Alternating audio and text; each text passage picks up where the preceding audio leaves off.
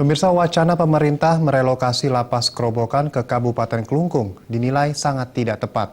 Relokasi tersebut tidak sejalan dengan rencana tata ruang daerah Klungkung sebagai kawasan wisata spiritual, sehingga dikhawatirkan mencoreng citra pariwisata spiritual Klungkung.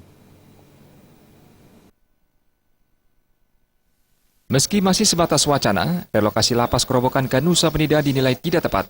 Menurut Ketua Komisi 1 DPRD Klungkung, Komang Suandara, keberadaan lapas di Nusa Penida tidak sejalan dengan rancangan tata ruang pemerintah Kabupaten Klungkung yang hendak menjadikan Nusa Penida sebagai kawasan wisata yang terintegrasi antara wisata spiritual dan wisata bawah laut.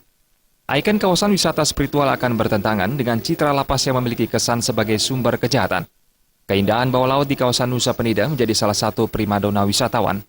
Hal senada juga diungkapkan anggota Komisi 1 DPRD Klungkung, Gede Soni Andarawata. Peluang ekonomi dari keberadaan lapas tidak sebanding dengan dampak psikologis yang ditimbulkan. Kenapa harus ke Nusa?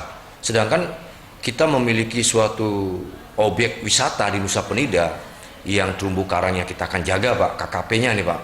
Jadi kalau nggak salah bulan Februari kita menghadirkan Dinas Peternakan, Perikanan dan Kelautan berkaitan dengan audiensi KKP, Pak.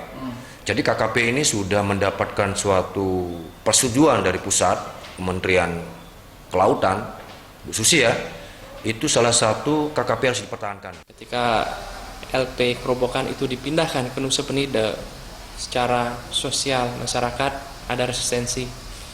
Baru wacana saja sudah ada penolakan. Jadi sebaiknya itu menjadi bahan pertimbangan juga. Jangan sampai pemaksaan untuk diadakan di Nusa Penida. Walaupun kalau kita melihat dengan adanya lembaga pemasyarakatan, kemungkinan orang yang menjenguk keluarga ini akan datang ke sana dan ketika itu mereka akan spend menjadi sebuah pendapatan daerah. Mungkin hal seperti itu sudah menjadi wacana juga, tapi kita harus melihat psikologi masyarakat.